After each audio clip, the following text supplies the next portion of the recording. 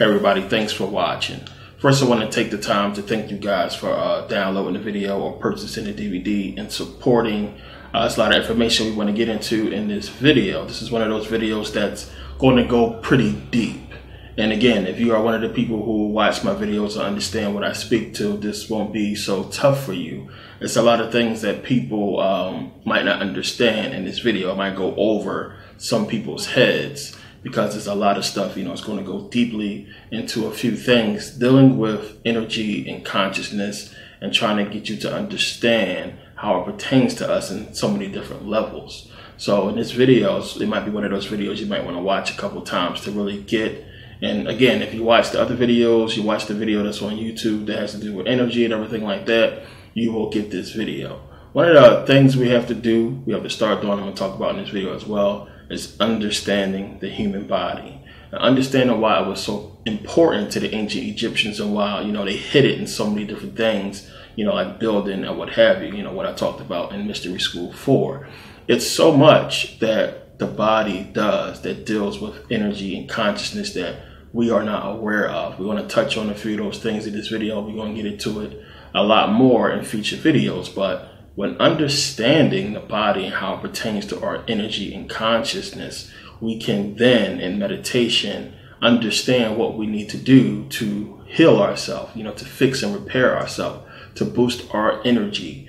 And when you can actually do things. You can't do nothing without knowing how to do it. So you must understand, just the principles of how stuff work, the intricate workings and mechanisms of how the body moves, from your joints, your bones, your arteries, or what have you. Everything has a unique movement. Everything moves a certain way. Everything deals with something that's going to eventually come down to energy.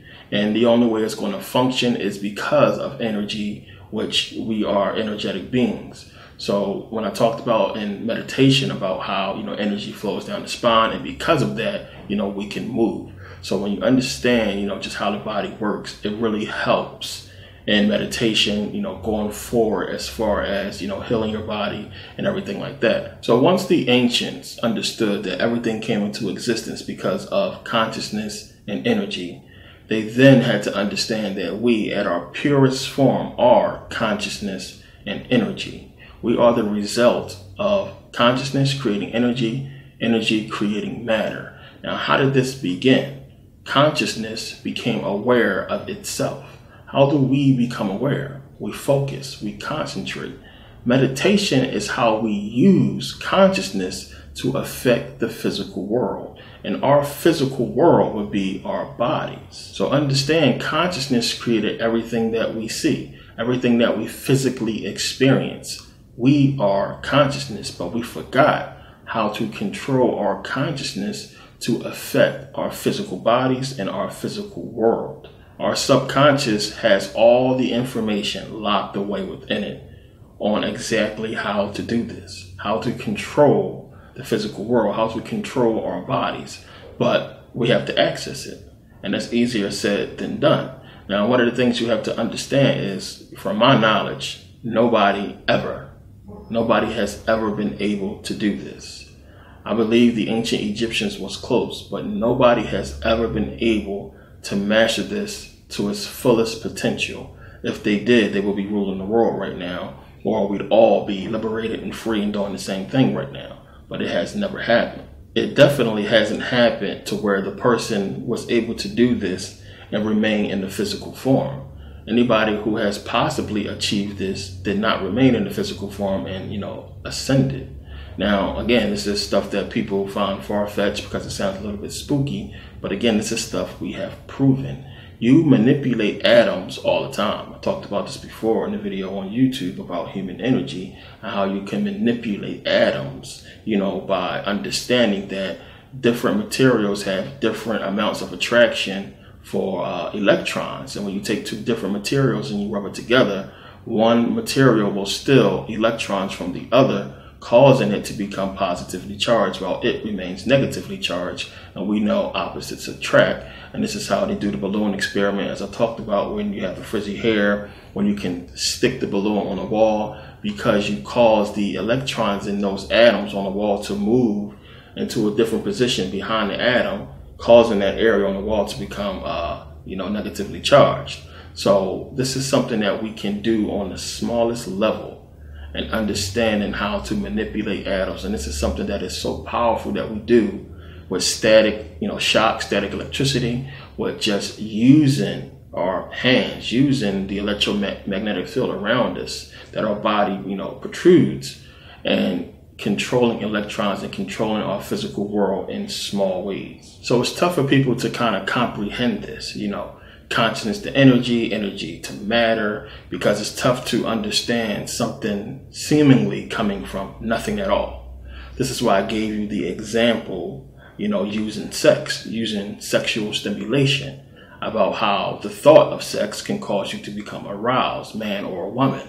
So the thought, it begins with a thought. You could be looking at something sexual and still become stimulated. So you have thought, which that thought is your consciousness. Consciousness then sends that energy to the hippocampus, down the fibers of the choroid plexus, to the fornix, down the spine, to the sacral nerve, and causes stimulation. So we can see again from thought, consciousness, we have something coming from, nothing, seemingly nothing, to create all of this stimulation. But we understand even still the stimulation or the consciousness that's going to create this energy is coming from what we're watching or reading or thinking about. So even just thoughts alone can cause this stimulation. It's something that's unbelievable, but it's the best way to break it down on a basic level to understand that something comes from nothing inside you all the time. Again, before you move, before you make any kind of movement, it happens so fast. There is a thought that is processed. And we have been, conditioned to do this really quick, and it's fluent. Our movement, we move and don't even realize that we're thinking about doing it before we actually do it, because the action is so fast we can't even comprehend it, the speed consciously. So we move. So even, when I move my hands and everything, even when you do the same thing, there is a thought that you had in your brain telling you to do that, putting out the signal, the information to your body to do it before you do it. And it happens super speed. So it's amazing when you really get into it. The problem is, since we don't understand these little things, it has never been broken down to us in, such a way, even in school, we don't pick up on this stuff, because once you start picking up on it, you start getting deeper into what the body and consciousness and energy is all about. And this is something that they don't want to happen, of course. So let's take this a different route, a more complex route. Let's take this to creation itself. Because once you start to understand creation itself and how we came into existence, then you get to start to really get a grasp and understand consciousness, energy to matter. And you understand, one, consciousness to energy to these elements. We understand, one, everything is made up of atoms. There's no way around that. We can take it deeper and go into, quarks and string theory or what have you, but let's keep it simple. But when we understand that you have atoms, you have the energy creating these elements, creating atoms or what have you, and we understand that this goes back to our DNA. And our DNA has all those elements that consciousness creating energy creating the elements. These elements are within our DNA. So when we get into briefly about creation and understanding what DNA is and what it contains, when you start digging into this, there's no way you won't come to the same conclusion as me in understanding that, one, there is no way that we were an accident. We were just created out of thin air. That when you see how complex it is to create a human being, to create what we are, there's no way this is something that just happened accidentally. This is something that was a lot of conscious effort, a lot of conscious thought went into our creation. You understand what I mean, on a brief level. But when you understand DNA and the elements that it contains, we know we have carbon, we have hydrogen, we have oxygen, we have nitrogen, we have phosphorus. We have also within us, we have iron, we have calcium, we have copper, we have manganese, we have zinc, we have iodine. We have a lot of metals and non-metals within us, just like the planet itself. So you understand that these elements all have atomic numbers. And atomic numbers because they contain atoms. They are made up of atoms. So for example, you have the atomic number of 20. 20 gives us calcium. And 20 meaning that you talk about electrons, protons, and neutrons, atoms. So we have these electrons within these elements. That is the energetic part of them, understanding energy. But we have these atoms in everything. So when you understand calcium makes up our bones. So when you go back again to consciousness, creating energy creating these elements is going to form our DNA. Calcium, 20, the atomic number 20, that's our bone structure right there. So we can see how this goes. So in understanding that, you can understand it's impossible when you think about the many combinations that have to happen with atoms to create these elements to give us the human body. That would be like if we were an accident, we were just something that was created, accidentally or by coincidence. That would be like taking a bucket of Legos, put a bunch of Legos in a bucket and then throwing the bucket of Legos in the air and then they perfectly forming, the shape of a man. That's what people are saying if they believe we just came together as a result of, some kind of evolution or some kind of accident. It's bullshit. You got to pay attention and look at how complex this stuff is. And there's no way you can put a bunch of Legos in a bucket, throw it up in the air, and you just have a human shape, a body shape. Consciousness comes into play. So when you think about when your child takes Legos, when you take some Legos and you have to really consciously think about what you want to create first. You have a thought in your head and you go and you build it with the Legos. The same thing with us. You have to understand the Legos, the size, the shape, what fits where. It's the same thing with these elements. You have to understand what they do. You have to understand how many atoms is going to make this element. How many atoms is going to make this? How many atoms is going to make that? And once you have this complex understanding of once you do put these atoms together and you get these other elements, what do they do? How are they going to work?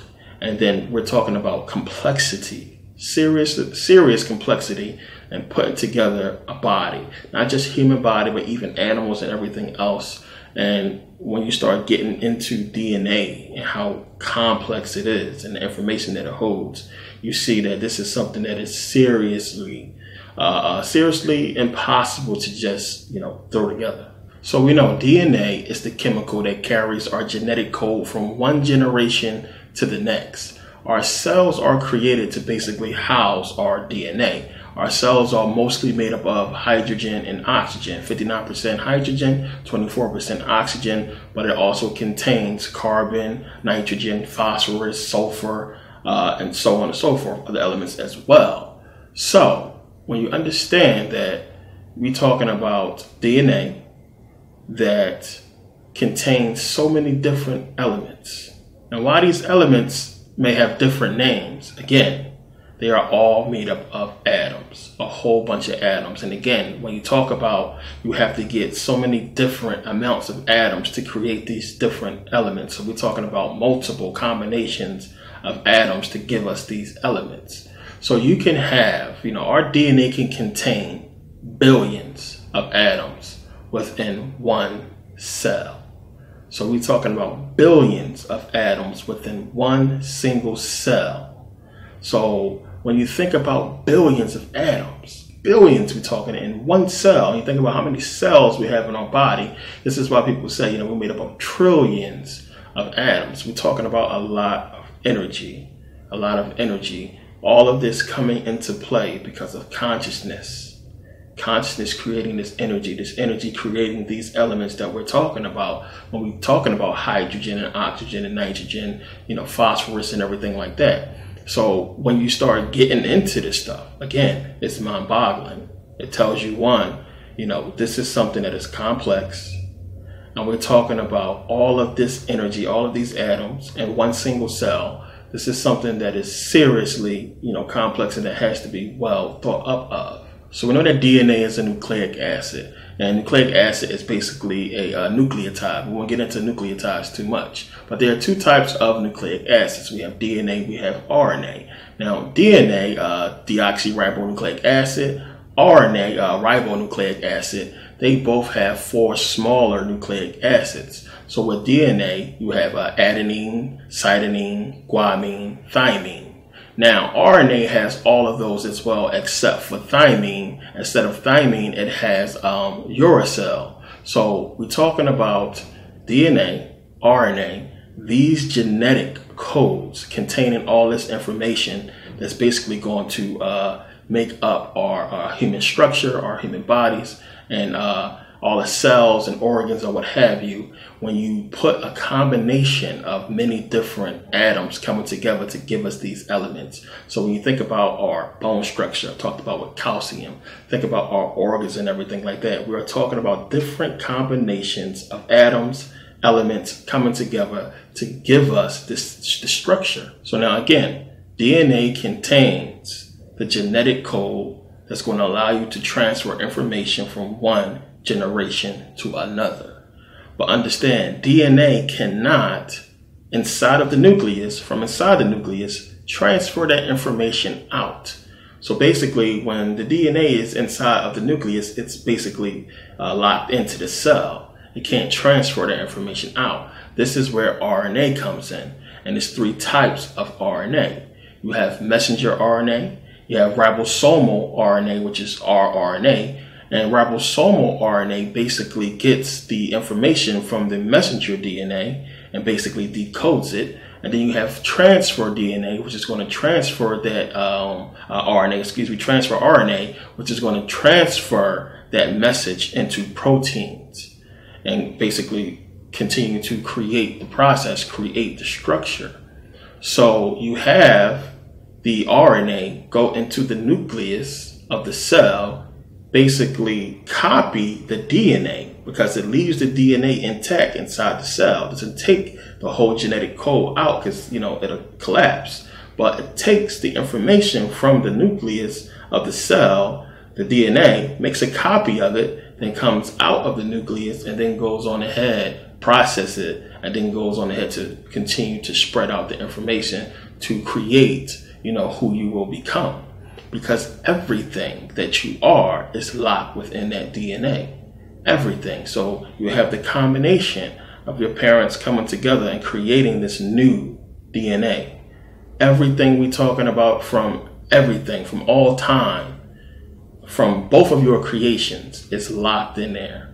And we know when the person is born, they have different traits from different parents, or they can have traits from their uncle. You can do stuff your uncle used to do, your grandma used to do. You can look like your grandma, look like your uncle. I look more like my uncle.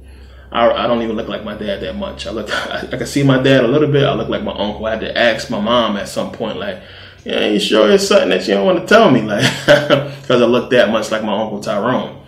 And I look just like him. I look in the mirror, sometimes I see him. He passed away a long time ago, but when I look in the mirror, I see him. It's like, damn, I look just like this dude. So I really seriously, I'm not joking, I asked my mom that question, like, hey, something you want to tell me about your Uncle Tyrone? Because I see him.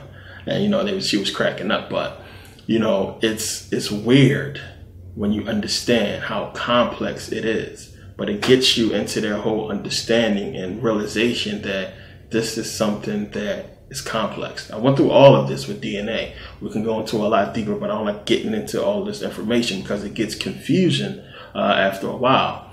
But I went into this information so you can understand how complex it is. So you take this information and think about how the RNA goes in there and basically takes the genetic code to continue to process, to begin to make up the rest of you. Because remember, once that melanin explosion happened and, conception is done and over with, and a child is going to be born, it's not completely intact.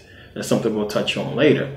But you have to understand that it's a lot of work that happens from that point, and it's a lot that is done.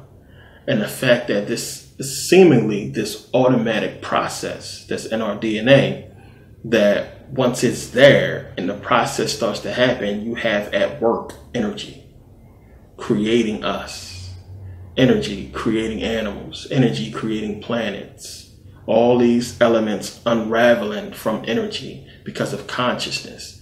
This is something that has to be consciously thought of in order for it to happen. And this is really deep that we're going to touch into, because you have to really think about what I just said. This is something that consciously had to be thought of, in order to bring this stuff into existence. By no means could this be an accident when you think about that type of complexity. Perfect analogy. Putting Legos into a trash can, throw it up in the air. If a human being comes down, I'm wrong. So now, when you look at all of the metals and non-metals that we are made up of, I talked about before how we have iron and copper and manganese and zinc, iodine, all these metals within us. You also find these metals within the planet itself. So when I talked about before how our planet was created as a result of a supernova, so you have to understand the last element to be produced before a supernova happens, before that major explosion happens, the last element to be produced is iron. Iron is produced. So you have the majority of the core of the earth is formed by iron. And we find it everywhere. We find all these elements throughout the planet. And I talked about Dr. Manhattan from the movie The Watchmen, from the comic book, I should say, Watchmen. Now, Mr. Manhattan, Dr. Manhattan, basically, he had his body, he had his flesh basically destroyed. He was converted into pure energy. And because he knew, he understood how the body is constructed, he was able to pull himself together. But he was first, basically converted into energy. Energy is seen and unseen. We'll talk about that a little bit here. And this is something the ancient Egyptians talked about. But he was converted into pure energy. Because he had this knowledge, he could pull himself, back together. Now, the symbol that he took, that he put on his forehead, is a symbol of the hydrogen atom. And that's amazing that he took that symbol, but it's trying to tell you something that he took, the hydrogen atom. Now, I talked about this before in a previous DVD about how when you look at the periodic tables, all the periodic tables of elements, all the elements contain hydrogen atoms. They are basically hydrogen atoms, different amounts of hydrogen atoms. When I say hydrogen atoms, I'm talking about atoms. The same thing I said before about how atoms make up all these elements is the same. Hydrogen atoms. So he took the symbol of the hydrogen atom, which we can go back and look at that symbol in ancient times. It also can represent the sun. It also can represent Saturn. So everything that they're trying to show you in that movie, The Watchmen, which we'll talk about a little bit more in this video because it has a lot in it. Everything they're trying to show you in that movie, in The Watchmen, about Dr. Manhattan, they are expressing what we are in essence and what we could do if we control our energy and consciousness, which would be in essence controlling our hydrogen atoms and being able to do some amazing stuff. You've seen what he can do in that movie, and you have to think about that. Again, this is stuff that seems far-fetched and far off, but when you understand what we're talking about and how real this stuff is and how these people know, how they make experiments and how they do things to basically manipulate these atoms to do outrageous, crazy stuff, you can begin to think of the possibilities that, we can come up with just understanding at the basic level. We are energy, we are consciousness, but the fact that in our DNA carries the genetic code for who and what we are. And by accessing that, we can basically recreate ourselves, cloning as such. We can basically heal ourselves and do amazing things by understanding how to access that DNA. Now imagine if you can access that DNA consciously, and consciously control what happens as far as your RNA going into that cell and pulling out that information, then what you can do with that information. Think about then breaking that down on an energetic level and doing something else with it.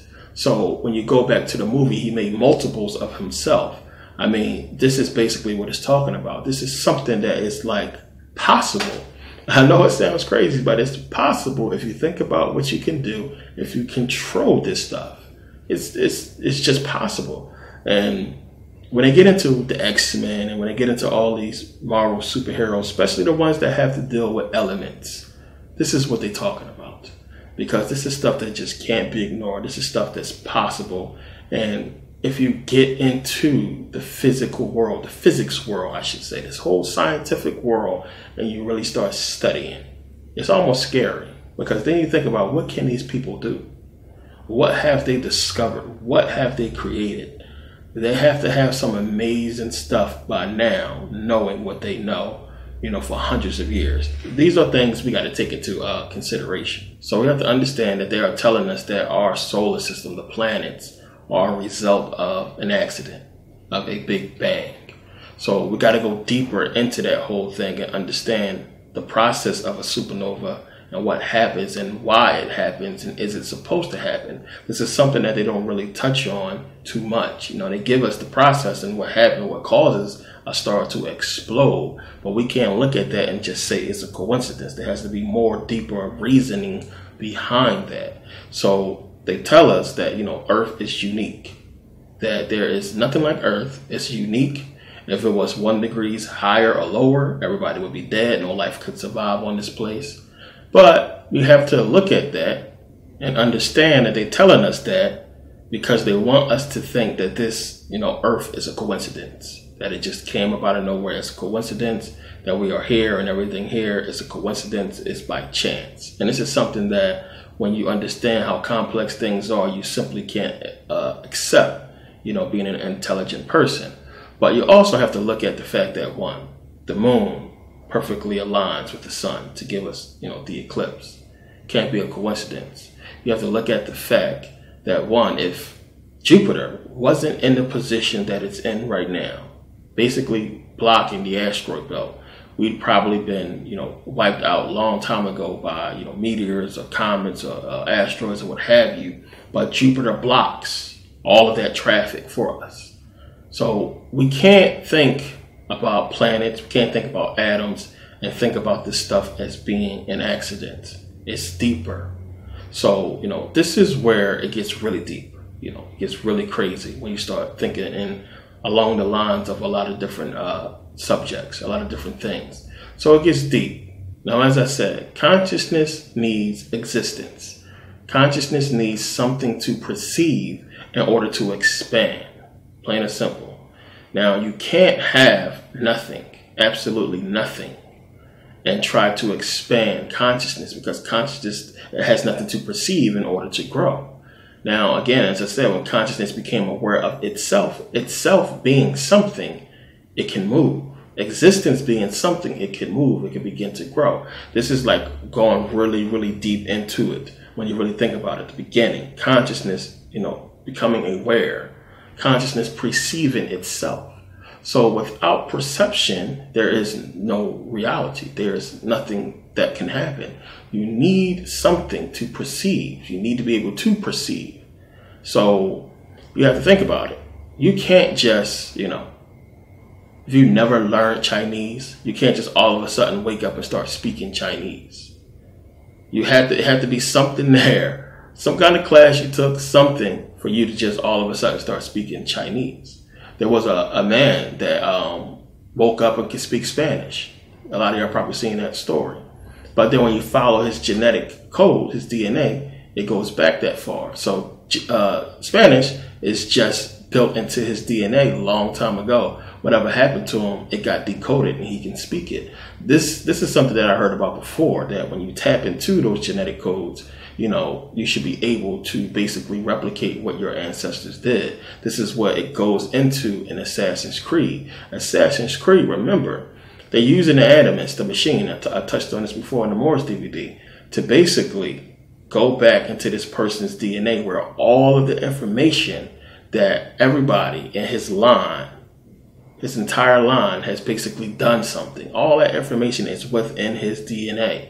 And they're using the machine called the Animus to basically tap into all of that and go back and see what he did and formalize what his ancestors did. That's amazing. Again, they give it to you in movies what's possible, what they can do. But think about that when you look at it on a sense of DNA and the sense of cells and electrons and atoms and what we know our DNA contains as far as information. If it's talking about, generation to generation, we know we can find it in DNA. So we have to look at this type of stuff. But for most of us, you can't just, teach your son about trigonometry if you never learned it yourself. You will be clueless. All of us remember being a kid, being in elementary school, being in the classroom, and then your teacher goes to the chalkboard and she writes this crazy division problem on the chalkboard or this crazy math problem on the chalkboard, and you're looking at it like, oh my God, what is this?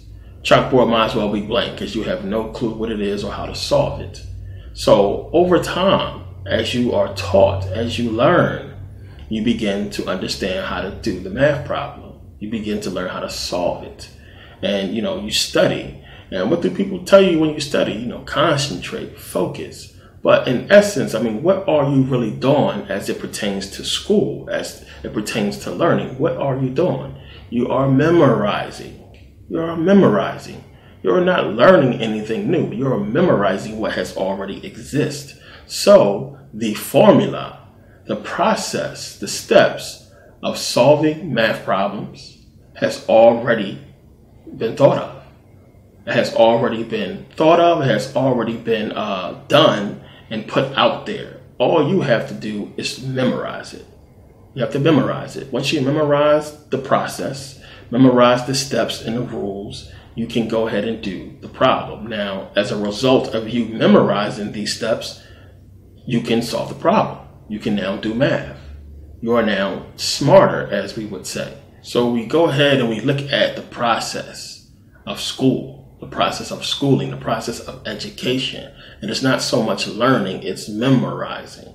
All of this stuff existed already. You are memorizing what has already been solved. We get textbooks in school. When you get a history book, history has happened already. You are memorizing the events that took place. When you get this information about biology, all the information about biology, science, math, or what have you has been solved. You are memorizing what has been solved. It's nothing new. Even when you put it into context of an invention, even if you come up with an invention, you will say, well, I invented something new. Well, not really. The components that make up your invention has already been invented. They have already existed long before you invented them.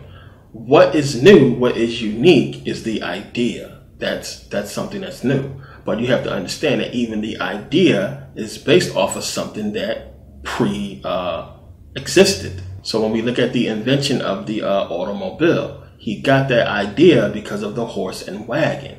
And he basically said, hey, we need a faster means of transportation. But because the horse and wagon had already existed, he got the idea of a faster means of transportation and became eventually the automobile. He came up with the car. But the components that, make up a car, the wheel, all the rubber and all that stuff, it has already existed before, he came up with the idea. Once he got the idea, because he had the knowledge about all of these different components that, make up a car, because he understood and remembered what each particular item does, each particular working part in the automobile does, because he had the knowledge and understanding about all these different components, he was able to understand that if I put all of these components together, I can create this idea that I have.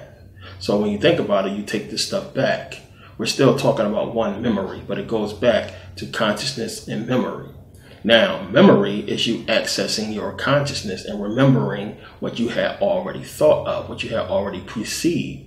I talked about before how you can go out and look around and you can see so many different things, and it will be hard for you to come back home and draw it, but your subconscious picks that up. We'll talk about that a little bit later. But all this stuff is based on memory. We are memorizing so many different things, and when you read books, you're reading them, you're learning, you're memorizing what you read in a book, and you're storing that as new information. But really, these are things that had already happened, already took place. So we base in our society, we base intelligence off of how much a person can remember. If a person can remember a lot in detail, we say this person is intelligent. Because you remember it so much in detail, you seem like a smart, intelligent person. But really, we're talking about memory. You just memorize all of this stuff. So going back to Dr. Manhattan, he was able to reform himself because he remembered the human body and how to put himself back together. He remembered what was connected to what. You can solve this math problem right here because you remember what you was taught. It's easy, but to somebody who doesn't have any clue about math, it's a tough problem. Might as well be blank. But because you remember what you was taught, you can solve that math problem. The car, the automobile was put together again because he remembered how all these individual components work, and if you put them together, what it will create. Our solar system, our planet, is created because consciousness remembered how to recreate them because it has already created them before. Plain and simple. This stuff is because of memory. Going back to DNA, genetic code, how all this stuff is created based upon the information stored within DNA that is passed down generation to generation. You get creation because something pre-existed and now it's going to recreate what pre-existed. The same thing with our solar system and planets. We are made up of the same stuff. This stardust will basically be the genetic makeup of everything. But because it pre-existed, it was able to reform itself. So remember, our solar system is supposed to be 4 billion years old, but 13 billion years is supposed to be the entire universe, which I think is bullshit. I think it's infinite and it has always existed somehow, some way, something that we can't perceive in our present form. But you have to remember, even still, if we use the numbers, we're talking about billions of years that have existed before we existed, before the system existed. So the understanding of this solar system coming into existence has already existed. Therefore, it was able to recreate itself from a supernova. And what happens after the supernova? The supernova recreates these planets, but also recreates itself and turns back into a sun. It's amazing. We look at ourselves and remember, when we die, when we expire, what happens? We recreate ourselves and turn back into a son or a daughter or what have you. We recreate ourselves. The information, the genetic code is passed down. We recreate ourselves when we are reborn. If you don't choose to go a different direction, once you ascend and when you get the knowledge, you're able to ascend. But the same way our solar system comes into existence, we came into existence, the same way it dies, it expires and recreates itself, we recreate ourselves. These are things you have to look into and understand. We're talking about something that is seriously complex and deep and has a lot of meaning to it. And you have to understand, one, when you look at this stuff, we're talking about on just one level. When you get into quantum mechanics, quantum physics, and understand that we can be in just one small part of a huge matrix of different universes, different possibilities that exist, to where, when you made a decision to buy a car in another alternate universe, you made a decision to buy another car, the other car you was thinking about buying, and what happened and how your life was different because of this. This is something that a lot of physicists touch on as being something that exists. The whole CERN experiment, once again, was them basically trying to test this by sending these particles at each other at super high speed to see if when they crash, one would basically rip a hole basically in existence itself and bounce into a different dimension, thus proving that it exists. And we're talking about something that's really fast, super high speed happening that would basically cause a rip in the fabric of space and time. And this is what they was trying to do with CERN, and people were so scared. I talked about before, and them open up a portal to hell or what have you. Crazy stuff. But when you get into this stuff, we're talking about at its basis, at its core, its energy and consciousness, and that's what we are. So we are, in essence, existence itself. We have the power of creating everything in existence itself. With knowledge and understanding, you will be amazed at what's possible when you start to grasp all this. So if we go back to evolution theory, if we go back to cyanobacteria, you have to think that something like this happen somewhere else as well. If we go back to, something creating us, you have to think that they possibly created, beings on other planets as well. These are things you have to take into consideration. But you have to understand that you can't create what you have no knowledge of. You can't create something if you've never seen it or heard about it or thought about it. You can't create. This is why I got into that whole thing about understanding that we are just remembering. We are remembering things that has already existed. But you can't draw no damn duck if you ain't never seen no damn duck. So you can't create what you do not have knowledge of. Everything we need to know is in our DNA. Plain and simple. Everything we need to know is in our DNA. Now, if you look into our DNA and you found something that you have no knowledge of, you find something that you have never seen or been taught about before because it don't exist on this planet, then they call that junk DNA. They say that there is something missing in our genetic code, in our evolution. There's a missing link. This is what they get into. So you can't, speak about, you can't create what you don't know about. So the ancient Egyptians talked about man, know thyself. Remember who you are, because you can't move forward if you don't remember the past. If you don't remember how you learn or what you learn in order to feed yourself, in order to survive and take care of yourself, you're going to die. So you got to remember who you are. Remember what you learned. Remember these things that matter so you can create, new, bigger, better things. And this is what a lot of people don't understand, that the ancient Egyptians was completely focused, as I always talk about. They was focused on the past. They was focused on things that they used to do. They were trying to remember what they did, how they did it. And they slowly began to remember. They began to put the pieces back together. And we can see from the dynasties that it's a lot of things that they begin to remember that we find in the dynastic period that's still amazing.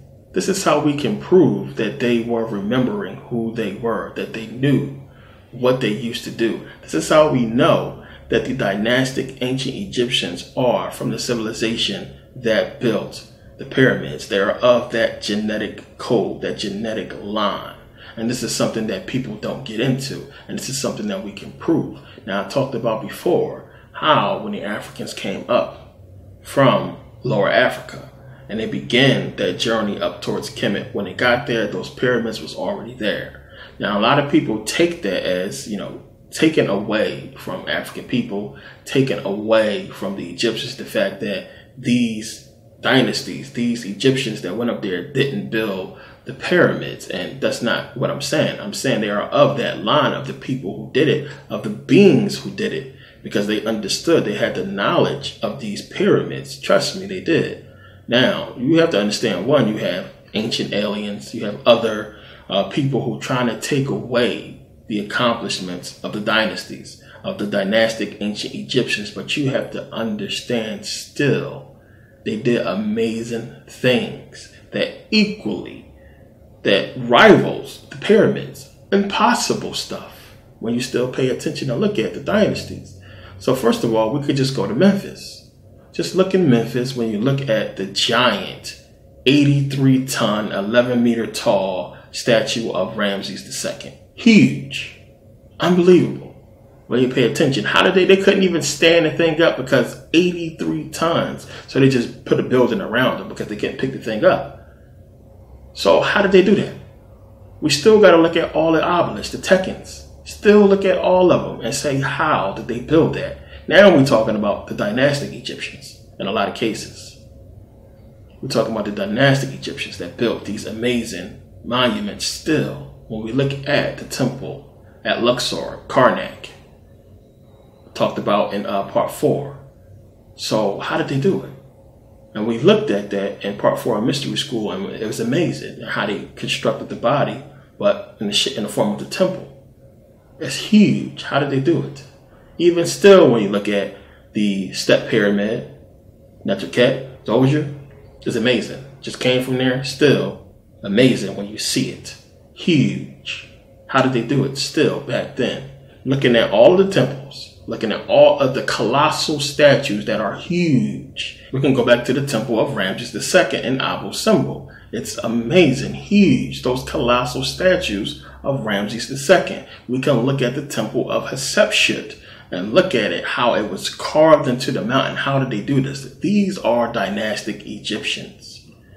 These are people who we know exist, who we still have their bodies. See, they want to take away the accomplishments of what we have done and try to focus solely on the pyramids and forget about all the other stuff that existed. Because if you don't talk about it, people just assume that whoever created the pyramids created those as well. But we're talking about, no, these are the dynastic Egyptians who created this, people who we know who existed. How is it possible? Just as impossible as it is to basically lift those blocks that built the pyramid, it is equally as impossible to lift those obelisks, those tekens, those colossal statues.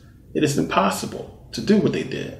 Remember, when they moved the temple at Abu Simbel for Ramses II, they had to cut it up in pieces first. But it was carved in one solid piece at first. They had to chop it up in order to move it. But the Egyptians didn't build it cut in pieces. They built it in one solid, colossal, individual statues. Crazy. Crazy when you pay attention and look at it. But we're talking about black people. We're talking about African people that done this, that created these amazing things in ancient Kemet, because they begin to remember. And before they can remember it all, they were stopped. So you go back to the Europeans. How come we don't find anything that rivals any of these amazing monuments in ancient Kemet? How come we don't find anything from the Europeans around the same time that we have the pyramids and all these other things that the dynasties was created? We don't find these amazing monuments until they start coming into Kemet and learning, because they never had the knowledge, they never had the ability, they never remembered how to create this stuff, because they was never taught. Once they came into Kemet and learned how to do it, they was able to do it, and they took the rest of the information. So you can't build what you don't have the knowledge to build. It's just that simple. They took the knowledge. You can't be spiritual if you don't know anything about spirituality. It's just that simple. But the Egyptians understood all this stuff, and they began to remember, and they began to build. Remember, when they got there, this stuff wasn't there. They began to remember. So the Egyptians had this knowledge. They began to remember.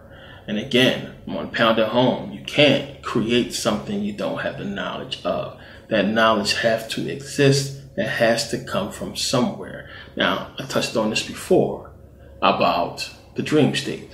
And understanding when you go outside and you perceive reality, when you start looking around at everything, you yourself consciously may not understand what you're looking at. You know, it's a building, it's a car, it's what have you. But your consciousness, by one look, decodes the entire building, decodes everything that you're looking at, and stores that information. It knows it. So when you go to sleep and you dream, you are in the dream state, and your consciousness, your subconscious, projects it out in the dream world, and it seems so real.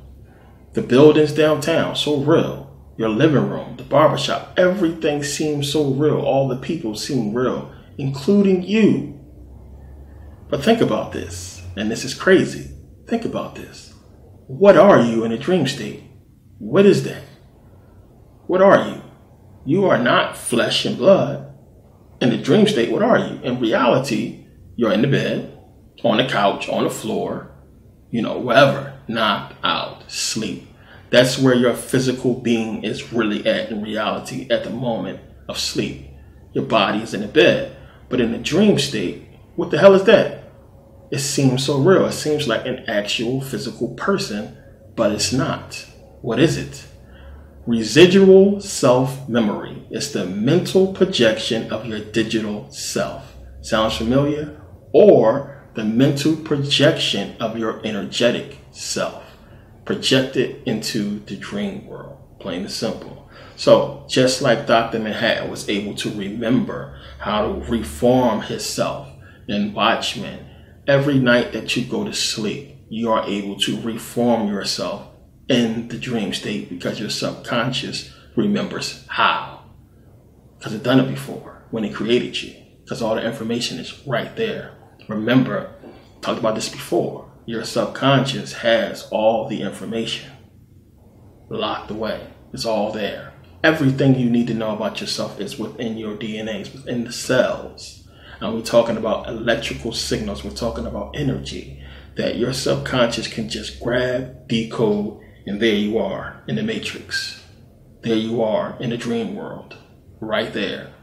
Your whole physical body, you can see sometimes from third person, sometimes you see as if normal, and it seems so real. Yet, it's not flesh. You're touching stuff. It feels real. What is that? You have to think about this stuff. So in the Matrix, they basically had it backwards versus our real world. In the Matrix, they had to basically free their mind. They had to wake up in order to escape the Matrix so they could wake up in their real body. That's the whole thing about waking up, wake up. So when Neo woke up, he woke up in his real body. He woke up to see the truth of what was really going on. So they needed to wake up in the Matrix in order to go into the real body, to escape the Matrix so they can deal with the real physical world. Now for us, we are energy and consciousness. That's the real us. Our energy and consciousness is locked within this flesh. We needed to free our mind. We need to free our mind. We need to wake up, open the third eye in order to escape from this physical body, basically in order to escape what? Reincarnation. So in the Matrix, they're trying to escape the digital world. In real life, we are trying to escape the physical world. We are trying to escape reincarnation so we don't have to reincarnate and come back into the physical world to deal with it.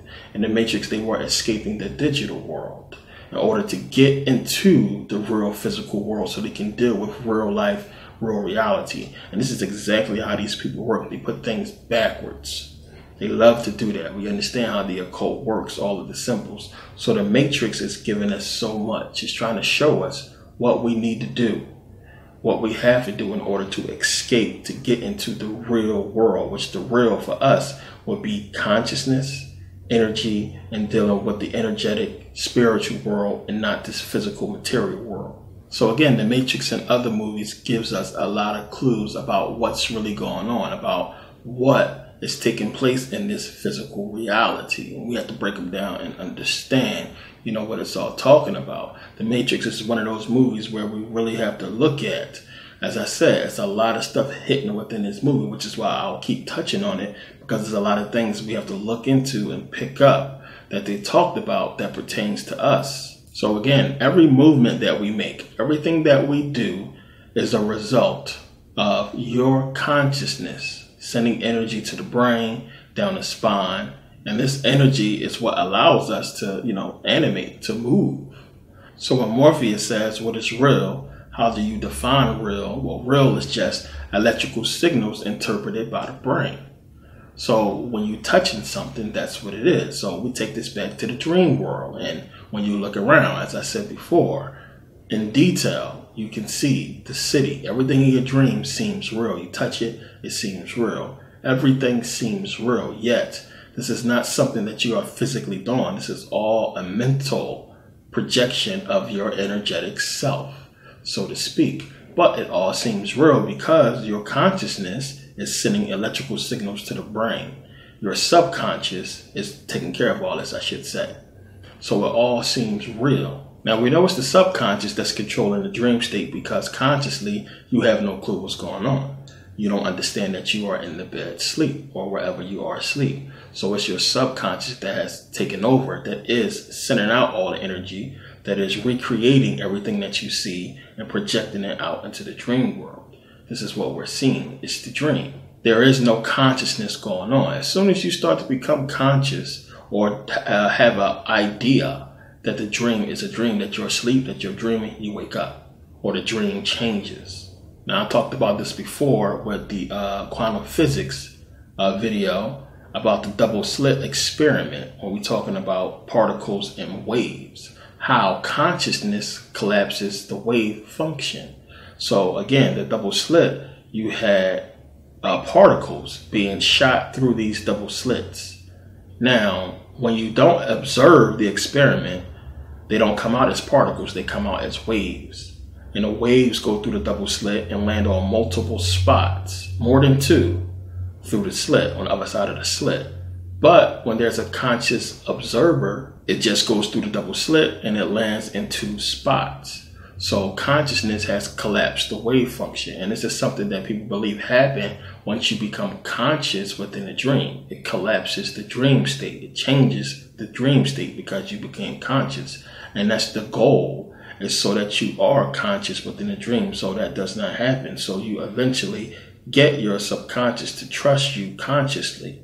So you guys come together and recreate and basically, get the information that you need from the subconscious consciously. You can only do that in meditation. You can only do that in a dream state. But meditation is so that you can do this in a dream state.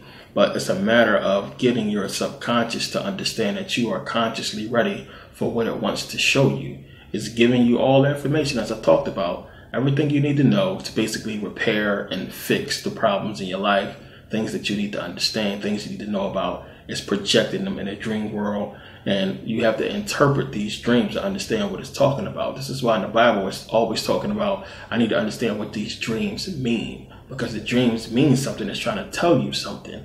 So one of the dangers, of course, as I talked about before, is you have what watching too many movies or scary movies, or these are things that's getting in the way of you getting real information and knowledge that you need to grow. Now, don't get me wrong, they can embed stuff within these movies and video games, whatever you plan, so you can get the message that way. But a lot of people get so confused by the movie itself and by the information that the subconscious is putting out, they don't pick up on what it's trying to tell you because you're in a movie or you're in a video game or what have you. But you need to understand, when you get dreams like that, it's still a message in there, something that your subconscious wants you to decode. So again, movement. All of it starts with consciousness, sending energy to the brain, down the spine, to what have you. And you got to understand this. So these electrical signals have information.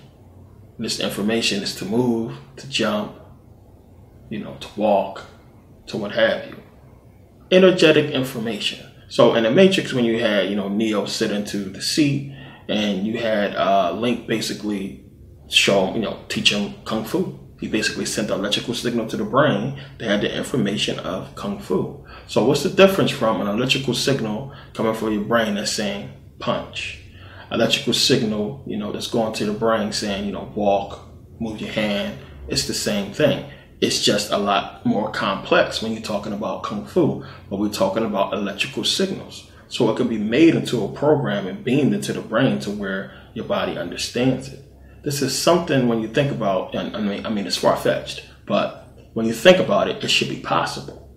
The stuff you have to look at and think about it like, damn, this dude really learned Kung Fu like that. But we're talking about electrical signals carrying information, plain and simple. So we have now in robotics, a lot of you probably seen the new robotic prosthetic, that basically, the robotic arm, I should say, that basically a person who has lost an arm can have this robotic arm, and it's a device that attaches to the brain. So you can control the arm with your brain. You can also get back a sense of touch with this robotic arm to where you can have the sensation of touch. Real is electrical signals interpreted by the brain, to quote Morpheus once again, because that's all it is. Everything you touching, when you have that sense of touch, it's electrical signals interpreted by the brain that this is a table, that this is paper, or what have you. But in the dream state, again, when you dream and you touching a wall, it's that memory. You remember when you touched it for the first time. You remember that what something feels like. So it's creating, this code. It's creating this energy. And your subconscious is giving it to you in the dream world. So when you're walking around in the dream world, when you're touching walls and you're touching people, it seems real. It feels real. So it's quite possible. Of course it's possible. They did this with robotics. And now a person can have this arm and actually have back a sense of touch, which is amazing when you think about it. So I talked about before in Human Energy video, when you get cut When a person is cut, we know energy is sent to the cells to tell the cells to repair the damaged area. It's just that simple. So Star Trek is not far-fetched when you see them with those little weapons, and they basically look like weapons, but it's like this little healing gun where they basically scan the area that's damaged and it heals. I mean, it's not far-fetched because we're just talking about sending energy to the cells. Energy with the information that says heal. And if it's done fast enough, if it's enough energy, I should say, then it should heal quickly, fast. We've seen that in Star Trek, but this is stuff that is not far-fetched. We got to really think about it and see that a lot of the stuff we're seeing on TV, they're trying to tell you exactly what they can do. Now, from my research, from everything I know about the body, about physics and everything else, from my research, there is no way, and I think I said this before, there is no way we should die. There's no way we should die without anything happening to us. So if you don't get hit by a bus or shot in the head, there's no way you should grow old, shrivel, and die. Just that simple. When you understand that you have an infinite energy, right? An infinite energy that can send the right electrical signals to the cells to tell it to repair itself. Again, the problem is you don't get enough sleep. And even if you did get enough sleep, it's still not enough time for you to send the energy to the cells to repair it during the 8 hours of sleep that you get or what have you. You've seen when people come up with these hyperbolic chambers or these stasis, cryostasis or what have you. What is that? Anybody ever stop and think about that? You see cartoons or you see movies where people are asleep and they can go for years. You see, like in Aliens, remember, they was in the capsules and they were sleeping because they had to travel years through space. You know, so you would have to have like a machine to basically feed you and give your body energy to do what they need to do. Because one, when you think about it, all the energy is there. And the subconscious can't do all the work without the body being right, plain and simple. Remember, the subconscious is basically like a symbiote. It's a unity there. The body needs to be right and healthy in order for the subconscious to do what it does. When you see people in these stasis, it's basically them having a long sleep. It's just that simple. So if you basically slept long enough, but still was able to somehow keep the body right, then you will be fine. There's no way your body should age. You should be able to go years and survive. But if you had control of the subconscious, if you could meditate and basically perform the same thing as far as healing your body and getting energy and repairing cells and repairing parts of the body and meditation, then you won't have to go into a cryostasis or a deep sleep. This is basically what we're talking about in essence that should be possible with meditation. Should be possible. There's no way you should die. There's no way. It should be possible for you to continue on and keep healing over and over again because you possess the potential to do so, the energy to do so, the knowledge to do so, but it's locked away in the subconscious. All the information we need, everything we need to know, as I said, locked in the DNA. It's still in the DNA. It's still in your genetic code. All that information is right there for you to access. Plain and simple. So this is how we know that they are able to clone from DNA.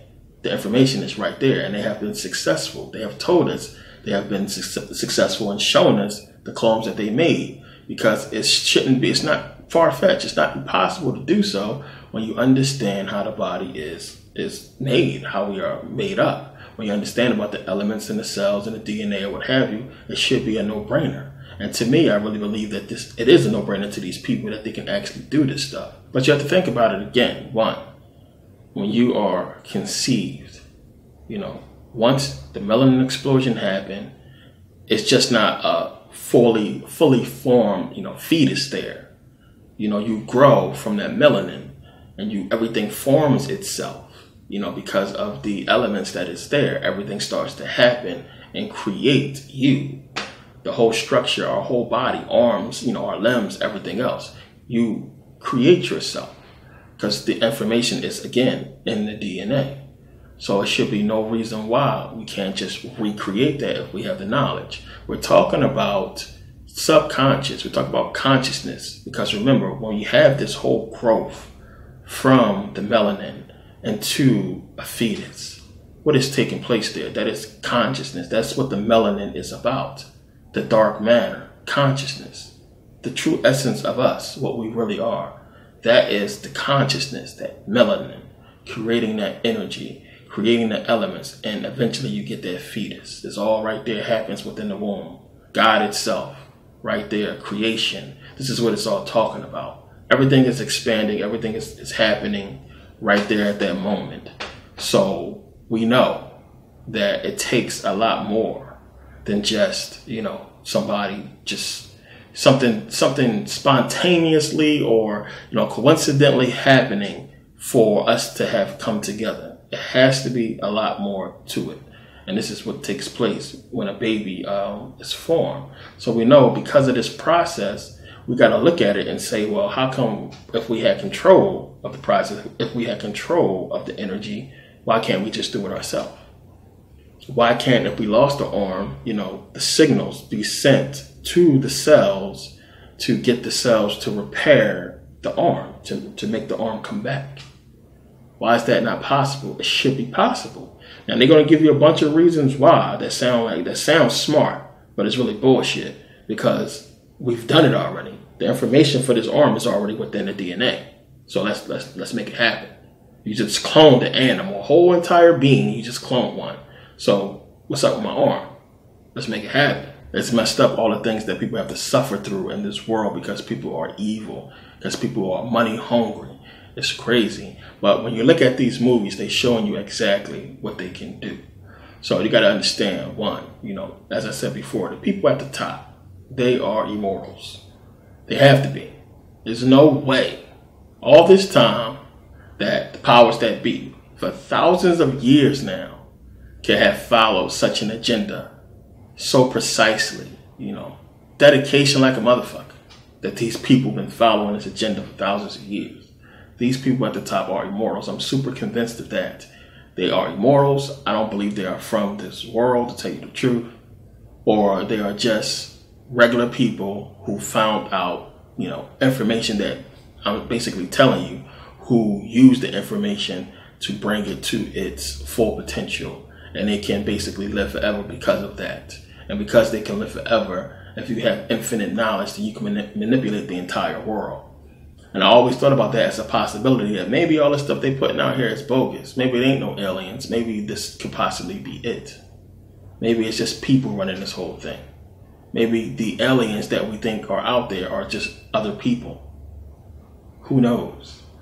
It's stuff that, when you're doing research, a lot of stuff pop into your head. And it's something that I thought about before. And until I start really getting into the complexity of really intelligent being created us, seriously. And I don't think it looks exactly like we do, but maybe somewhat. Because again, 2 arms, 2 legs, a head, a torso, a pelvis. The idea had to come from somewhere. You can't create something if you don't know what the hell you're creating. You just can't. You have to have some sort of idea from something. So even if it's not what they look like, they got the idea from somewhere. It's just too uniform, arms, hands to grab, fingers to grasp. Perfection. And I don't take, lightly. I don't take for granted the human body. I don't take for granted what we are. It's amazing. Which is why, when I did the video, when I talked about the little boy being killed, for breaking in somebody's house or what have you, it's just crazy to me. It's a waste of a life. This is seriously complicated, and we have been desensitized to what we are, and people just, throw people away because we see it done so much. This is amazing what we are, but we still have to understand we have the potential, because we are in this body, to do something great. It's not 100% a bad thing, because you can grow in energy and consciousness from this body once you learn how to do so. So again, we look at all the movies. Again, these people who are at the top, immortals, plain and simple. They showing you this stuff in movies. When you look at movies like Get Out. Even in Get Out, when they was trying to show you that, you know, taking a person's consciousness from one body, who they are, and transferring it to another body. I mean, just think about that. The possibility of this, you know, being done. If you look at Netflix, it's a show called The Defenders, based off of the Jessica Jones series, the Iron Fist series, based off Daredevil, based off Luke Cage. You have them come together to create The Defenders. Now, in this series on Netflix, which is amazing if you watch it, if you ain't watching it, you're sleeping because it's deep. I only watch stuff like this with Marvel because Marvel's talk about us. Definitely watch anything Marvel, trust me. And in there, you have the Hand, which is like the bad guy of the series. But the people at the top are basically immortals. They've basically been able to live forever because of some kind of substance they found in the bones or in the marrow of this giant dragon or reptilian. And they was able to make some kind of solution to where no matter what happens to them, head get cut off, whatever, they can come back to life. So again, they point little stuff out. And it's weird how you have represented in the movie, you have black dude, African, you have Indian, you have Asian, and you have the leader who is a white woman. I'm not going to give away the story, but of course the first person to die out of the group was a black dude. So the purpose of this video is to really get you to understand. The point of all of this is to get you to understand how important energy is and consciousness is, and that's what you are. Understand how it all pertains to the events in history and everything that has taken place, you know, so far in recorded history. All of this has to do with energy. Everything that they are doing to food, all the chemicals and everything that they are spraying, everything that they are spraying on our foods and doing to us has to do with disrupting your energy. Plain and simple. As I said before, if you eat something and you get sleepy after you eat, it just drains your energy. It wasn't good food. Food is supposed to give you energy, not take it away from you. And that's one of the things I said as I noticed the difference of being here. When you eat, you actually feel energy. When you are on the right cycle, when you are actually healthy, you are getting energy from food. You can eat and you can feel energized and you're ready to go. This is how it's supposed to be. But almost everything, almost in America, I mean, if it's not organic, if you can't verify what it is, all that shit is bad. And you have a whole system that is designed to pollute our foods and, you know, contaminating our foods. And you got these people sitting up here worried about a damn flag that they don't salute when they home.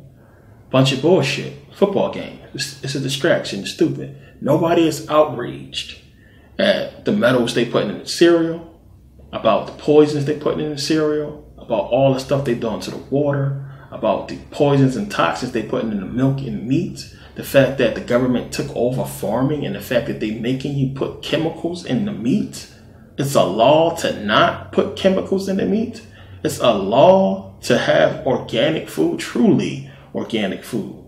Or you have to treat your meat with some form of chemical or else it could kill people. That's stupid. When again, for generations, we have been living with meat that has no kind of contamination. So I don't knock people being vegans and everything like that, because I understand in America you just can't trust the meat. But again, there are nutrients from meat that your brain needs, so you have to find some form, you know, some other way to get it. And you can't really stick to supplements unless it's all natural. But then again, where else you're going to find those all natural supplements but meat? Because the only place you can get them from is meat.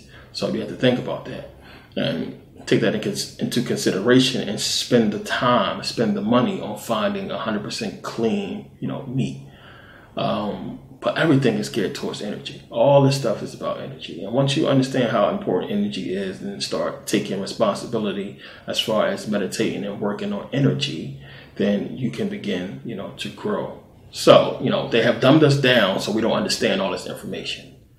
They have dumbed us down, taught us a bunch of bullshit about history that we don't really understand.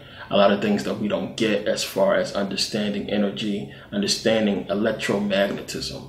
Now, talked about the ancient Egyptians before, about how they basically understood electromagnetism. I talked about the pyramids and how they used the pyramids to basically produce electromagnetic fields, to basically tap into the electromagnetic energy of the planet to produce these negative ions. The negative ions which we can use to heal.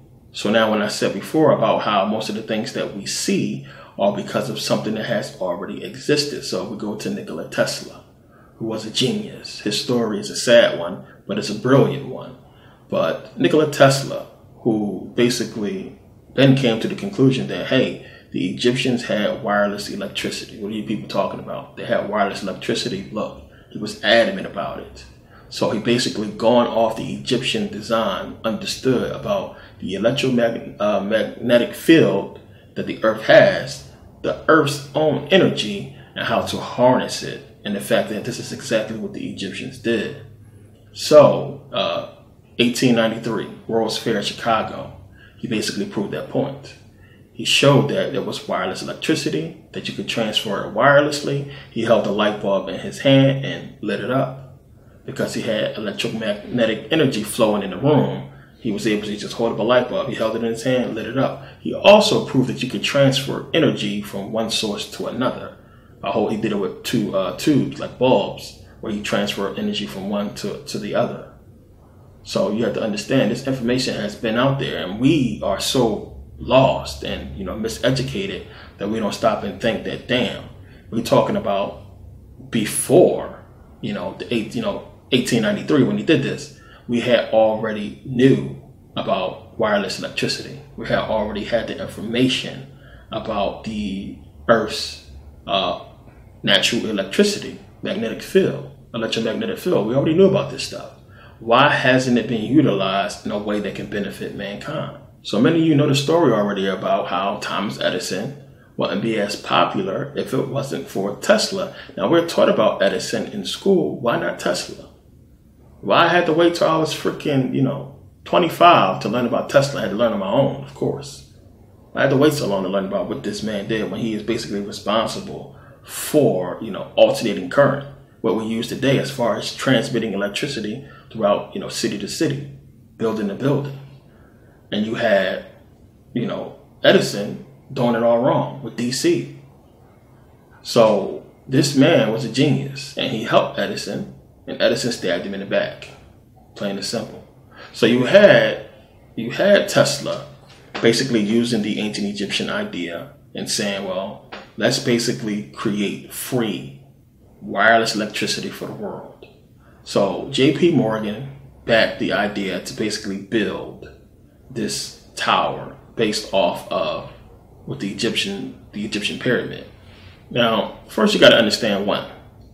You have to understand one, that just looking at today, just understanding what we just talked about Tesla, about this wireless electricity and everything else. This is how we know. This is how we can prove 100% that the media, that scientists, the scientific community and the media, the professors, these people who run these universities, all of them are bought off, plain and simple. This is how we know that all this shit is controlled, that it's bullshit. All these universities, all this stuff is controlled, is bullshit. Because we're talking about in the 1800s, these people knew about wireless electricity and let us go to war, where millions of people were killed because of oil. Millions of people being slaughtered because of these wars over fossil fuels and oil, when we have wireless electricity that we can use to basically power everything we need to power. That's natural. That's free. Nobody said shit. You don't think Congress knew about this stuff? How come a bill hasn't been proposed to Congress to do something about it? What's going on? Why ain't nobody talking about it? Why are we just now talking about Tesla and people thinking he's just a car? It's crazy. So this just tells you how it's all bullshit. But we can go back, and it's another thing that people don't realize. When we see stuff, we don't understand what we're seeing. But let's real quick go back to Titanic. Titanic, remember, I'm just going to use this story as an example. But remember, Titanic hits the iceberg, get ready to go down. They sent out a what? A telegraph. A telegraph. This is 1912. 1912, people. Think about it. It's a ship There's no wires going from that ship to the next ship. How the hell did the ship receive the telegraph signal? What was going on? How did that work? There was no telephone pole from the ship to the next ship. How did it pick up the signal? This is electromagnetics. Plain and simple. Because you have a certain range to where you send out that Morse code signal. Any ship within range, meaning range is really huge because they couldn't see the ship. Any ship within range will pick up the signal and it'll be transmitted in the form of Morse code. So we can go back to 1912 and further and see that, well, wait a minute, they were sending out Morse code during the war. You know, the whole electromagnetic field was being utilized. And they understood that we could send signals. Remember, Tesla sent an image, and he sent, I believe it was an image and a radio signal across the Atlantic to prove that he could send messages using the energy, using the field. So everything that the Egyptians that they did already, Tesla understood. All the stuff that I was talking about, Tesla understood that it was possible. He just was poor. He ain't had the money to do so. So going back to what I was saying about how JP Morgan basically backed him to go ahead and help him build this tower that was basically based off the pyramids. And it's a huge tower. And it basically was going to be one of many towers around the world to create this grid so we can have wireless electricity, plain and simple. And it wouldn't take many towers because the electromagnetic field is already there. The energy is already there. We just had to tap into it. Plain and simple. And this was what he was trying to do. But when JP Morgan realized that it wasn't just for ships, because he thought it was just going to be for intercontinental travel, just for ships to communicate with each other or what have you, I guess he realized, or the powers that be realized, that one, he basically gave Tesla, I believe, $150,000 was the deal or something like that, to where he got 51% of the patent for the structure. So he shut it down. He stopped funding. Not only did they stop funding, they basically destroyed Tesla's name. And by him having so much power, he was able to make it so no bank or no wealthy person invested in Tesla ever again. Tesla died poor, broke, in a hotel room, I believe. And the FBI ran in there and seized all his property and everything, you know, after he died. All his notes and everything like that. You know, so it was crazy. Now, the Wardenclyffe Tower, which is the name of the tower that he was trying to build, it never got finished. So, of course, you know, this whole wireless electricity thing never got done because JP Morgan got super rich off of fossil fuels, and all his partners did too. So had he had come up out of the blue nowhere with this wireless electricity deal, having 51% of the patent, he basically would have undercut all his buddies, and it probably wouldn't have been safe for him nowhere in the world. It probably would have killed him for that because he could have put all of them out of business. Plain and simple. And we dealing with all this fossil fuel bullshit and all these problems with gas and everything. When wireless electricity exists, you got people creating engines that can run off water. It's bullshit. And we're letting this small group of people control all this because people don't want to step up because they're just distracted by dumb shit. It's crazy. So we look at all this, and you got to understand, one, they knew what it was. Eventually, JP Morgan knew what it was, and he probably didn't realize it at first, but you got to understand he just took organic material and converted it into metal, because now this metal was going to be able to take the current. You know, they went down deep underground to basically create the same type of situation with negative ions and, you know, tapping into the electromagnetic field that the pyramids did. So remember, I talked about the pyramids putting out these negative ions. Those towers would have been able to do the same thing. And we would have had around the world basically this grid of wireless electricity and negative ions throughout the atmosphere. And we're talking about all of the allergy problems, all of any kind of viruses, any kind of mold, you know, any kind of germs, any kind of pollutant that can pollute the air would have been destroyed with those negative ions. Plain and simple, would have been wiped out. You're talking about being able to meditate just in your home or outside with that kind of atmosphere with negative ions in abundance everywhere. because of these towers that he would have built and the negative ions that would have been dispersed throughout the world, I mean, it would be a completely different world today. It's still possible to build this stuff, but of course they won't, because they understand it has spiritual ramifications, and this is about spirituality, energy. This is a spiritual war, energetic war, plain and simple. And that would have changed the game. Something like that would have been amazing, but they stopped it, and they took all knowledge of it away. And we just now hearing about it, but it's too late, because they have already consumed every major position of power to where they can stop this from ever happening. And if you dare come up with such a thing, they'll just kill you. Having a wireless grid of electromagnetic energy that we can tap into energetically once we learn how, and it wouldn't be hard to figure that out eventually. Having all those negative ions in the air, healing people, all the sicknesses that will be cured, people will be living long as hell. Meditation would be 100 times better. So they had to stop this. They had to stop this stuff. And, if we were able to tap into it, just like you can send information, through an email, through a text, or what have you, wirelessly. This is what we're talking about. With meditation, eventually you should be able to do something like that. And I believe, as I said before, something like this was possible, to be able to send your thoughts to someone else. Imagine. Let's think about it. No paper. Why do you need a paper when everything is here? If you wanted to send a message, you don't need a phone to text to do that. I want to tell you something and you're far away, I could just send it to you with my mind.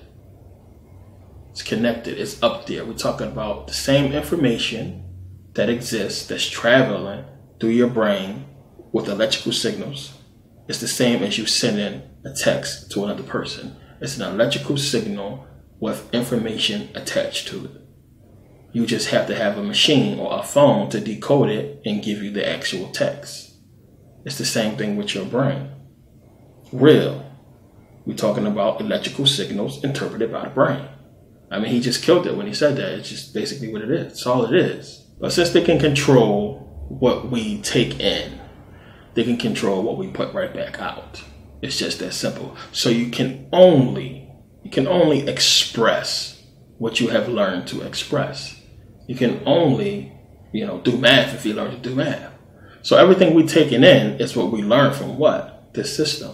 We learned it from them. Put your kid in school, he's going to learn what they want him to learn, because you ain't teach him what he should know or what you want him to know, or her.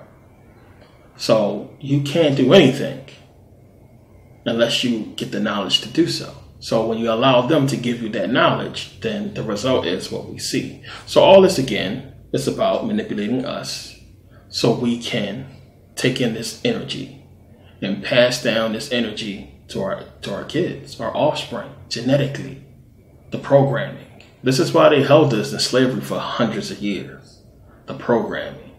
So they programmed us, one, to get rid of everything that we knew, the genetic code that we carry, that came from our ancestors, that had the knowledge about what we did, how we was able to accomplish certain things, our culture, and everything else. It's locked away in our DNA now. It is basically overwritten by the programming of slavery.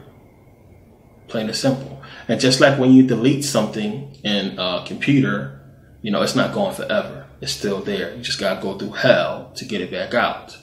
It's the same type of situation. But on the forefront is that teaching. And this is what we basically are going off of, what they taught us.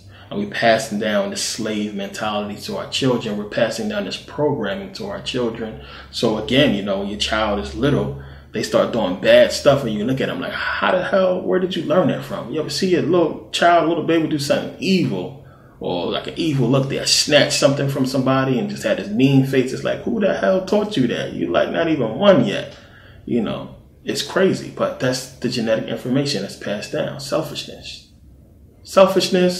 greed, survival, all these things we passing down, all these barbaric, crazy traits that we are taught and pass them down to our kids. So now they got black folks, just all messed up. And we looking around trying to figure out what the problem is. And the more and more we absorb the programming of hip hop, the more and more worse we become, the more worse we pass down these demon childs, as I talked about. Coming together without love, coming together and having children based off a lower brain, creating these demon kids, these bad kids that's having this information, this genetic code that is satanic, so to speak. And you got to understand that. You got to understand that that's the purpose. That's what this stuff is about. Destroying our race, destroying black people, destroying us. And it's a mental thing. That's why we look at some of these people, we can't figure out what the hell is wrong with you. How could you think like that? How could you believe this Jesus exists? How can you believe this stuff? Because it was programmed in us to believe. And I try to be a little bit more lenient towards people because I understand this. But it's tough when common sense, it's hard for them to grasp. It's tough to deal with. But this is the programming that they want to give us, so we pass it down genetically, and the results, we can see to this day. So with the Bible, they gave us the Bible, destroyed our true spirituality, gave us this white image to worship, and had us worshiping them as gods. The same thing that the Greeks tried to do with the Egyptians. Remember, Cerberus, trying to get them to worship them as gods, and they said, hell no. So they came up with Judaism and tricked them into still worshiping Greek gods. And it trickled over all the way down to us, of course. In slavery, it goes from us, worshiping these gods in the book to looking at the slave master as a god, as, an authority figure, as a person that's supposed to be worshipped and praised or what have you, feared.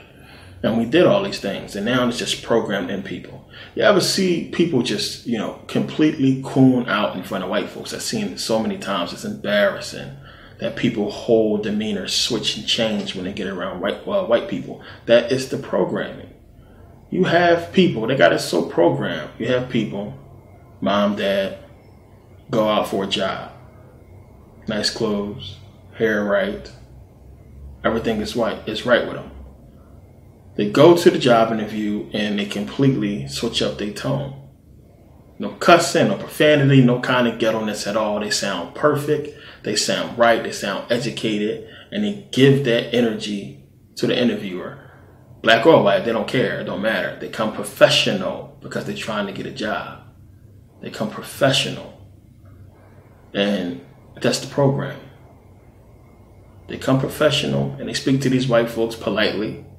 But then they go home and speak super ghetto and loud, disrespectful, uneducated right around their children. And a child absorbs all of that. A lot of people running around trying to understand what's wrong with their kid. It's them. Because the stuff that you do, your child is picking up on. And I see it so many times when the only person the kid could have learned this from was from his mom or dad. The cuss words that people think is cute and the stuff they do that people think is cute. People twerking in front of their babies, putting that image, those signals into the brain, destroying them. This is exactly what the system wants. Plain and simple. And there's too many people doing it, and I see it so much, and then they wonder why kids grow up and at 17 breaking into somebody's house, and now they shot and dead and gone because your ass wanted to act all stank and nasty around them because you ain't want to do what you were supposed to do and take care of them. It's crazy. Not saying that's what happened to that boy. Who knows? His mom could have been a good mom. Kids just do shit that you can't control sometimes. Who knows? But if you raise them right, if you put into their mind, not so much the programming, because we're talking about right and wrong, ma'at, truth, justice, everything. It's the right thing. You instill that into them, they'll go the right way. Plain and simple. I know, because my son is going the right way because that's what he's been taught. So people need to just really understand, the information that they put out there, the energy they put out, because you get back what you put out, as I always say. And this is what all this stuff is geared around, destroying us and making us recreate this negative energy to eventually it consumes us all. And anybody with any kind of real sense about what's going on, the past, or what have you, end up just being called crazy conspiracy theorists, and the regular normal people who like hip hop and into all the stuff that's destroying us are regular people, normal people. So finally, again, the key to all this, meditation. Meditation is how you get rid of the programming, Meditation is how you repair yourself. Meditation is how you fix it all.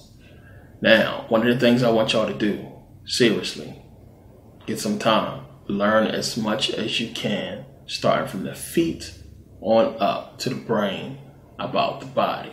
Start from the feet, work your way up, and learn about the workings of the toes, the feet, every single part of the body. How does it work from bone to flesh? Everything in between. You need to understand this stuff, because once you do, once you start to get this information in you and start to understand the body and what certain parts is, when you meditate, it's easier for you to heal these parts because you know what they are. Remember, you can't affect something. You can't create something. You can't do something you don't have the knowledge of. Plain and simple. If you stop right now, seriously, stop. Close your eyes if you focus and meditate. Focus right now. Just focus. And focus on your feet. Shoes on, no shoes on. Focus on your feet. You'll start to feel them.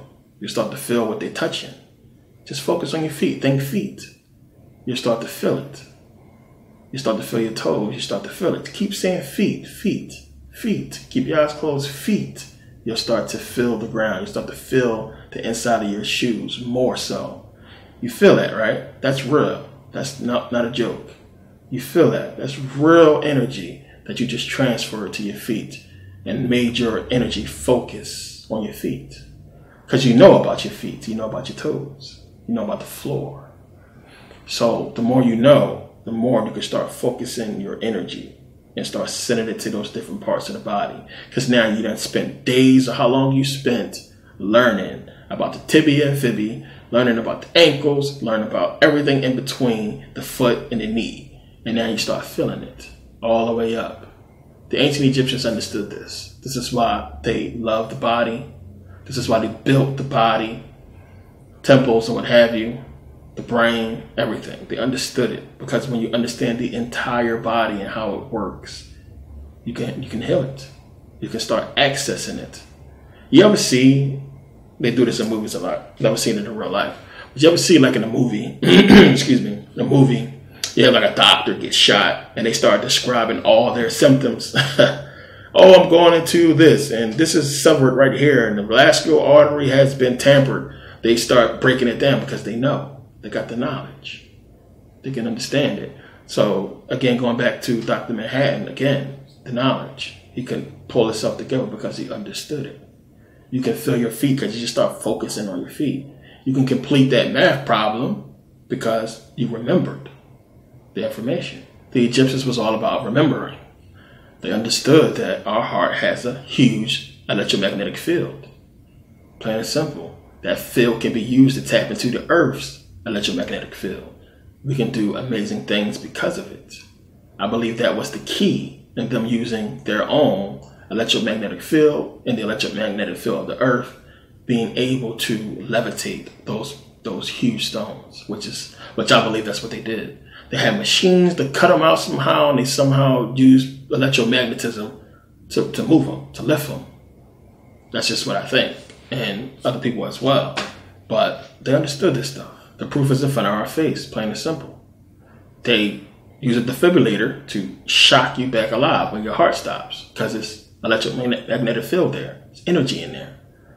Electromagnetic field, energy, they understand. You can use energy to boost it, give it a jump like a car battery.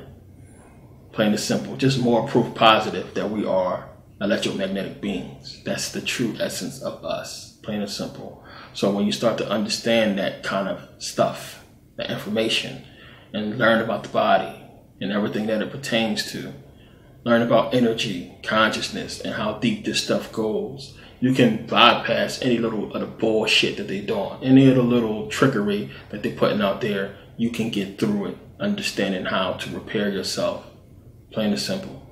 So now you got to remember, from the time you are born and your mom, your parents put you into that crib. And remember, when you're born, you sleep a lot anyway. You don't know nothing else. Sleep, eat, shit. That's it.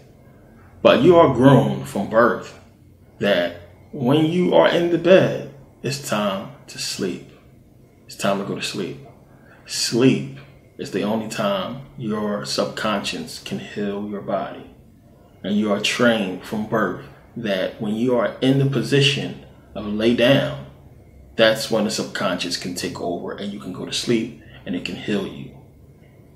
A lot of people get into bed and they say, well, I fell asleep. No, your subconscious put you to sleep because now you're an adult. And for decades, you have been laying in the bed and going to sleep. Whenever you get in a lay down position, that is a signal that tells the subconscious, hey, it's time to sleep. So it knocks you out and performs the necessary tasks.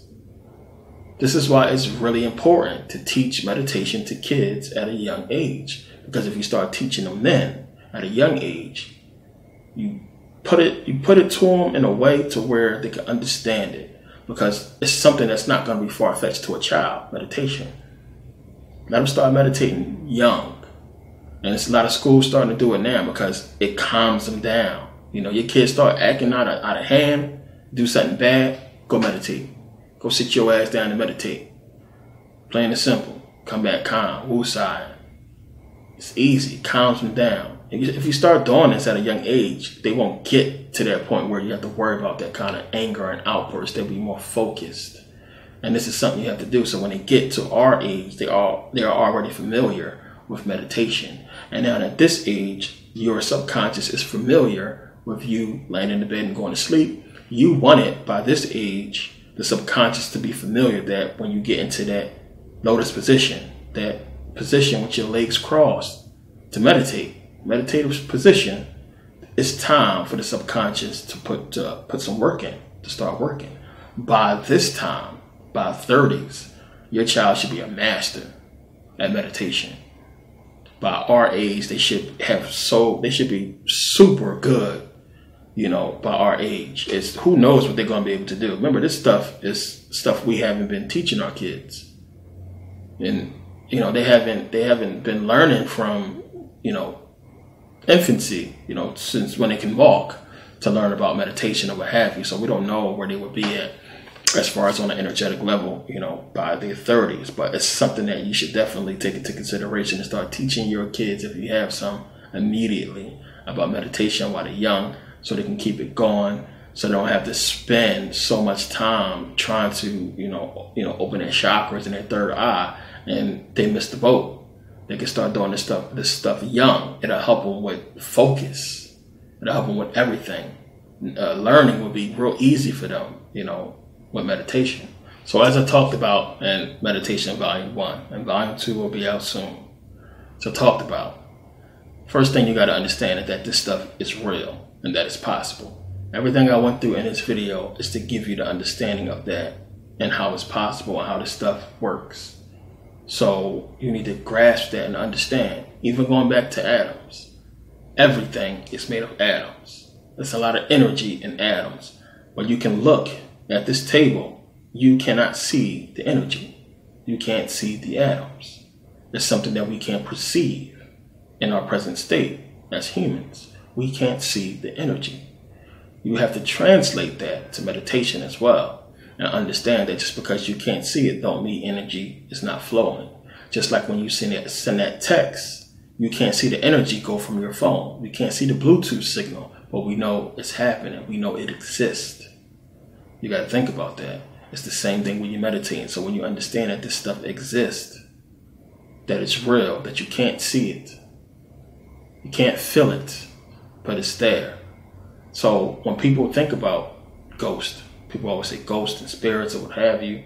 When we're talking about our energy, what we really are, you can't see it. Again, the Egyptians talked about seen and unseen energy, and how it's a bunch of unseen energy out there. And that's just proof positive that, one, when we do the whole experiment with the balloon and everything, we know that's energy. And you can feel it a little bit with static electricity. Of course, you can feel it. But we know it's energy that you cannot see, but you just felt. It exists. It's there. You have to understand that this stuff is real, that it exists. And you are the consciousness that created it. You are the consciousness that can manipulate it. And once you remember how to do so, it's going to be amazing things that you can do. First, starting with sustaining yourself and healing your body and doing amazing things in a dream state. Plain and simple. So at death, we can't see when a person dies immediately. we can't see that energy leave the body. At birth, conception, when child is conceived, we can't see that energy, that melanin explosion. We can't see that energy, but we know it happens. A lot of energy takes place. So stuff is real.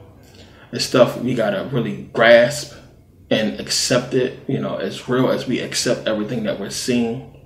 And really get it in us and understand what this stuff is about. So wanted to make this video to kind of bridge a little gap as far as information and answer some questions that people ask. I appreciate you guys' support, of course. A lot coming up, a lot more I have to do. And I'll still be putting out videos, more videos on YouTube, more DVDs. And I want to thank you guys for the support. And, really pay attention to all the stuff that's going on out there. It's a bunch of bullshit. These people trying to take our guns. That's what this stuff is about. I'll talk about it on YouTube. That's what the whole Las Vegas stuff is about. I do live in Las Vegas. I can see the Mandalay Bay from my balcony, as a matter of fact. But, I'm still in Sweden. I'll be headed back there probably in a couple of weeks. You'll see as my back up with my scene to change, once I get back there. But, yeah, it's crazy. But again, stuff we've seen before. It's about gun control, plain and simple. Ain't nobody fooled by the same old stuff over and over again. The story is the same. It's all suspect. Gun control, plain and simple. Something to basically get us over the whole NFL shit. Get us talking about something new. Sports shit. It's bogus. But we'll stay up on all that. And thank you guys again. Taking the time to watch and support. Appreciate the support. See you guys next video.